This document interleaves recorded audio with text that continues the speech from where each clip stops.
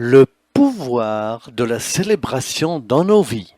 Ce programme a été enregistré à l'origine par Ricardo Melo de l'Institut Namasté le 21 mars 2019. Les audios sont préparés par les volontaires de la pilule de l'Évangile. Notre équipe de collaborateurs a toujours besoin d'aide. Soyez vous aussi volontaires dans notre cause. Rejoignez notre page sur Facebook, Pilule de l'Évangile. Aujourd'hui, je voudrais parler des célébrations.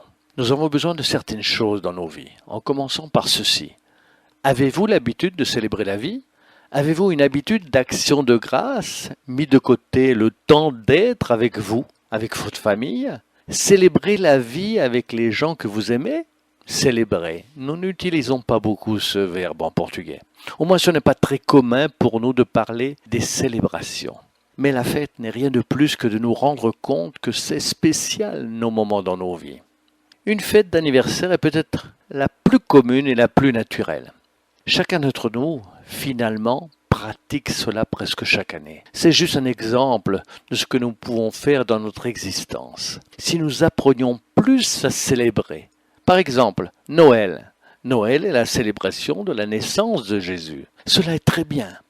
Il y a d'autres célébrations que chacun de nous peut apprendre à faire. Notre proposition est d'apporter l'Évangile dans notre quotidien. Bien que si nous faisons face à des douleurs, à des moments de solitude, qui finiront par passer, qui font partie de notre croissance, malgré la présence du temps, de transitions existentielles, des confusions que nous avons eues. Ah, si nous pouvions passer au-dessus de ces moments difficiles, mais nous ne pouvons pas le faire. Étonnamment, les perturbations nous aident à nous retrouver, pour se réinventer, devenir une personne meilleure, même dans les situations difficiles du mariage ou du divorce par exemple.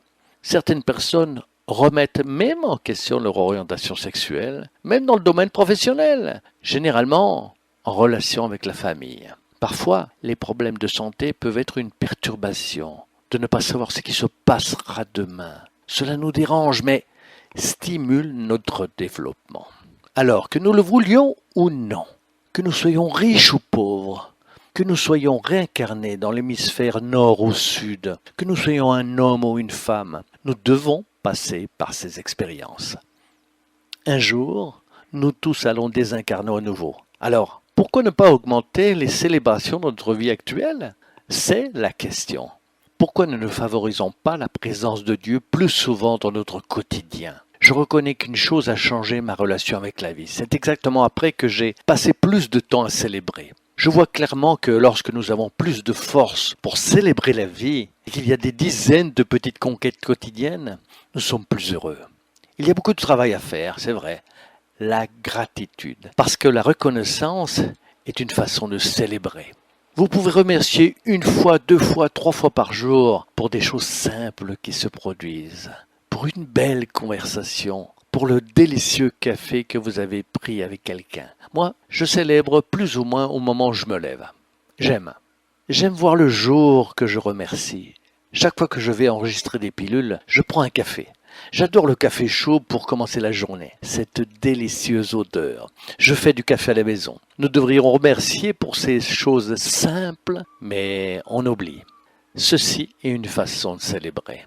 Et nous allons créer l'habitude de montrer pour tout le monde que nous reconnaissons, malgré les limites que l'existence matérielle peut nous apporter, que la vie est un cadeau, que la vie est spéciale.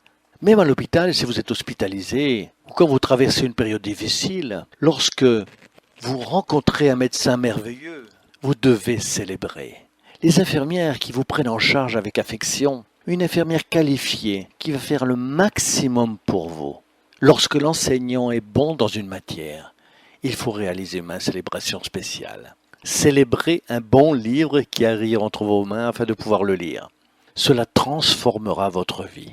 Célébrez le contact, la connexion avec votre ange gardien, l'esprit protecteur qui toujours vous aide, vous soutient, vous protège. Célébrez un grand amour, la naissance d'un enfant, l'arrivée d'un chien, d'un chat, oiseau, n'importe quel animal. Célébrez chaque plat de nourriture, chaque verre d'eau que vous avez, chaque apprentissage, chaque jour vécu et chaque douleur surmontée. Célébrez votre croissance spirituelle, votre maturité intérieure. Que Dieu vous bénisse une fois de plus et vous inspire à célébrer chaque moment de votre existence.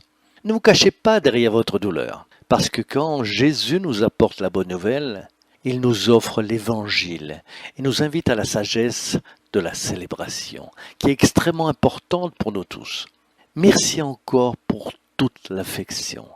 Éternelle gratitude de mon âme à chacun de vous. Merci pour tous. Merci de partager les pilules de l'Évangile. Nous remercions Dieu. Je fête l'honneur de faire partie de lui à vos côtés. De l'affection pour votre cœur, lumière et paix. Et vous savez déjà, à bientôt, à très très bientôt.